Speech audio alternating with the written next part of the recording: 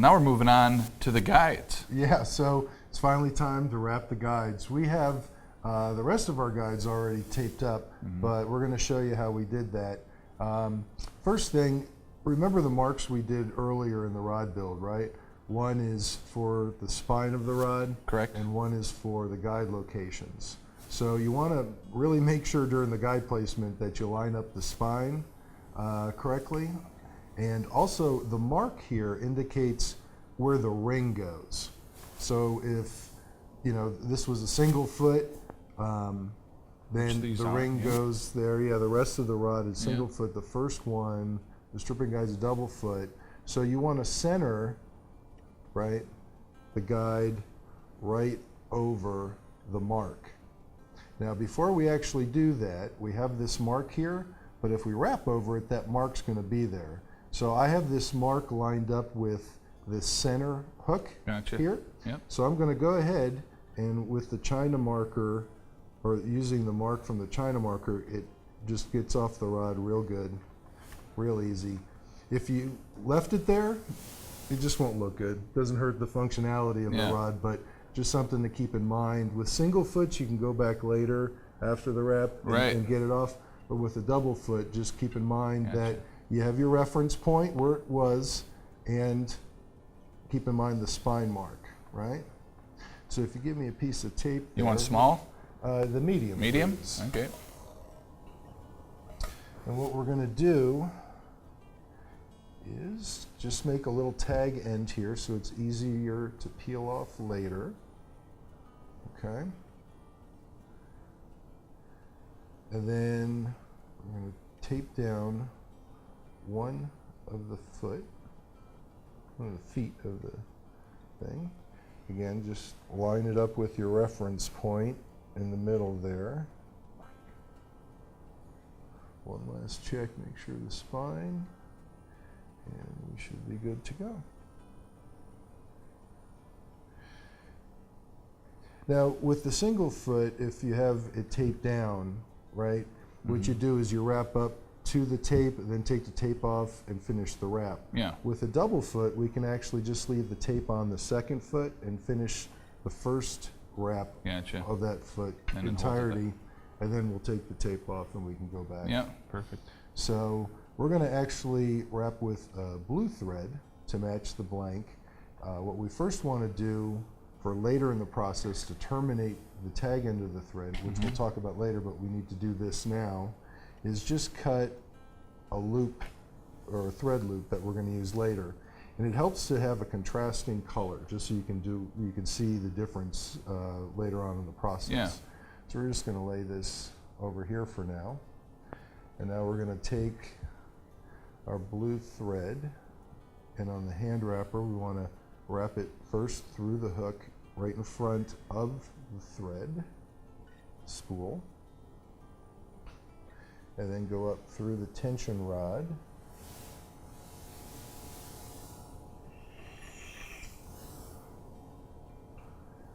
and finally through the center loop, and then down through the smooth slider loop. Now this is a good time to try and adjust your tension rod a little bit. So we want it to flex down but not stay down. So we want a little tension, but we want it to also kind of, you know, go up and down as it's feeding us line. Yeah, sure. Like setting your drag. Setting your drag. Yeah. That's a great analogy. So now we're going to take some spool off. And sometimes it gets stuck and you just need to help it a little bit. So we're going to take our thread and we're going to actually go around the rod one time, okay? And then we're going to bring that up together, okay? So what we did was we have one loop around the rod, and now we'll call this the tag end. Yep. So we want to take the thread coming from the spool and overlap it, okay? And we overlap it, and then put our finger on that, and then keep tension on it, and we want to wrap it around 2 or 3 times. And what happens is that you actually are securing that tag end. Sure. So let me clean this up a little bit here. So now we have the tag end coming out underneath those wraps. So you go around once, and then you take the first thread, go over the second, and then put tension on where they meet. Yep. And then wrap it 2 or 3 more times. And holds that thread in place. Holds that thread in place. To be honest with you, I actually like doing it 4 or 5 times. Mm-hmm. I just like to make sure that that tag end is, you know, secure in there. So before we trim it, you can use a burnishing tool to just make those threads a little closer together. And again, because of the tension rod, we can actually reverse, right? And this will happen, especially when you're starting. All the threads not going to line up together perfectly. There's a reason there's a tool for this process, Yeah. because this is natural. And some days, you know, you have a knack for it, and some days, you know, your threads are a little separated. Some days go faster. I like to just use my finger too, as I go and just move the threads closer together. So now that the threads are closer together, we're going to take our tag end, and I like to just, you know, make sure it's secure. Don't tug on it hard, but just make sure it's secure. And then instead of the snippers, what we're going to do is take a razor blade, and what we want to do, we do not want to saw it because that might pull the threads apart.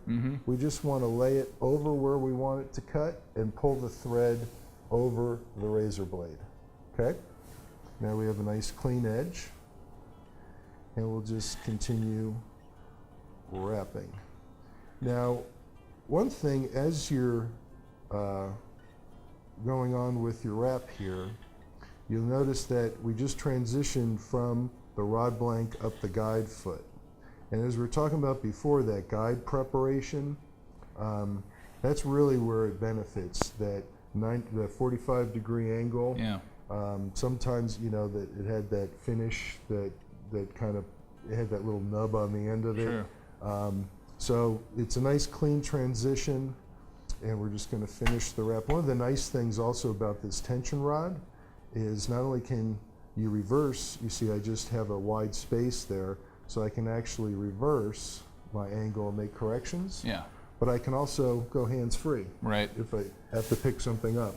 So And then this part can be a little frustrating, right? If you get over, and that relieves a little bit of the frustration because you're not losing tension and exactly keeps you in the game. Right. I mean, sometimes when you're wrapping, like has just happened to me, I inadvertently am, and when I'm twisting, I'm actually moving the rod a little bit. Yeah. Right. You know, it's just one of those things. Sometimes it happens. Sometimes it doesn't. If it does, take out your burnishing tool as you're going. Just, you know, push those threads down together. No Yeah, worries. all part of the process. It's rod building. Yeah. It's fun, right? Yeah. So it's don't stress if something doesn't go the right way. Exactly. So we're getting up close to the guide, or the end of the guide foot here. And what we want to do when we're about 8 or 10 rotations away is take that guide loop that we talked about before, and we're going to take that red thread, or that different color loop thread we had before, and what you want to do is just place it underneath your wrap and just create that loop there. And that way we're going to finish our wrap 8 or 10 times.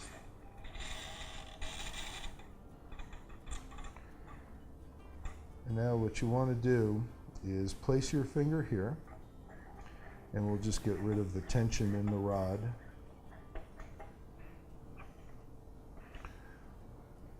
Now we can take our clippers and just snip the thread coming from the spool, and you want to place it through the loop. Okay? Mm-hmm. Easier said than done sometimes. There we go. Now you still want to hold some tension on that thread coming off the rod blank now, and grab your loop end and just start pulling. And then as you're pulling through, you can release that and it'll come right through. And that pulls the thread back under. That pulls your the wraps. thread back under. Now sometimes this will happen too. You'll get a break in it just from the friction. You'll see this part coming through like that. That means the thread has terminated and you can actually pull this end out. Oh yeah. Gotcha. And in this case, we'll take the clippers and just go close. Now and then we didn't have enough of a tag end to actually do the razor blade.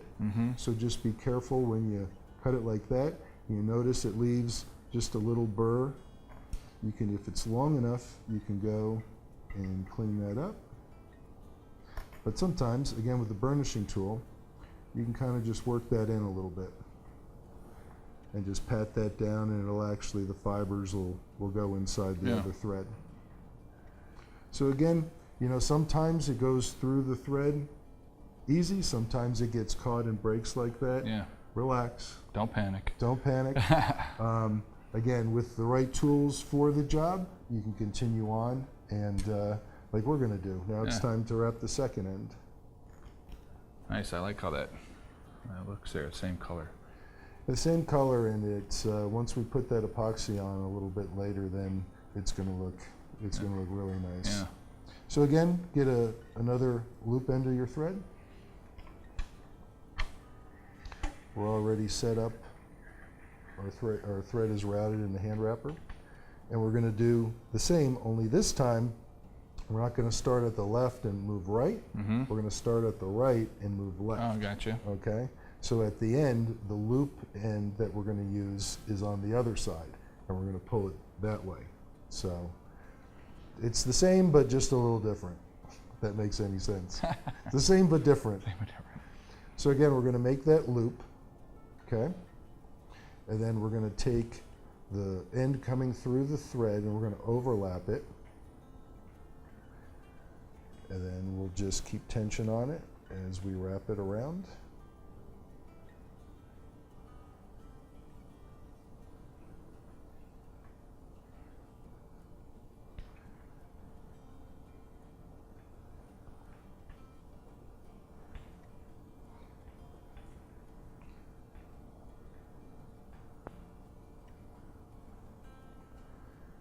Okay, and just like last time, we'll make sure we clean up any of the thread that isn't cooperating and laying next to each other.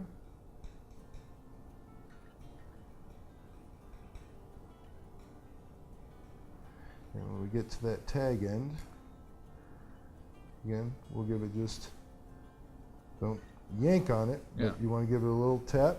Take your razor blade, lay it down next, roll the thread over it, and then just continue on with the wrap.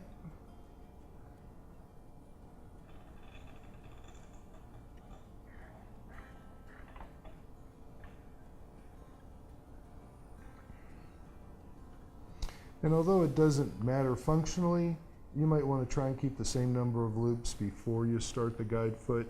Just when you finish, you have kind of an equal amount of thread on each side. Sure. But again, that's optional. Functionally, it'll be fine.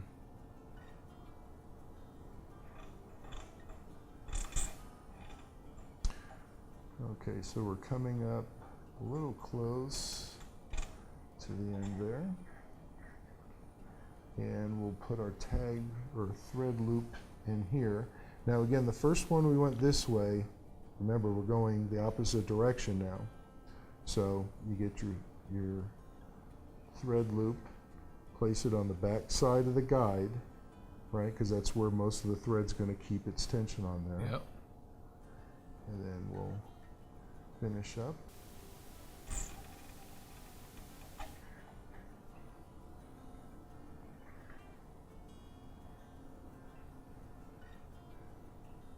And then when we get to the end, again, let's take the tension out of the tension rod so we can cut our thread without it going all over the place. Now if you want to switch hands, you just keep tension on the thread like I'm doing, and then place the finger over the thread again to keep tension on the rod blank while you send the thread through the loop end. Okay? And now I'll try and do it this way so they can see it a little better. And now we'll pull. Can you twist the rod towards their direction a little bit? A little bit more? There you go, and then you can see it being pulled through that end. There you go. And again, give it a little tug. And in this case, the thread cooperated, and we can actually take your razor blade, place it over where you want it to be cut, and then run your thread over. And there you go. We are on to finishing the rest of the rod guides, and then it's time to epoxy. Yeah, nice job. Yeah. That looks great.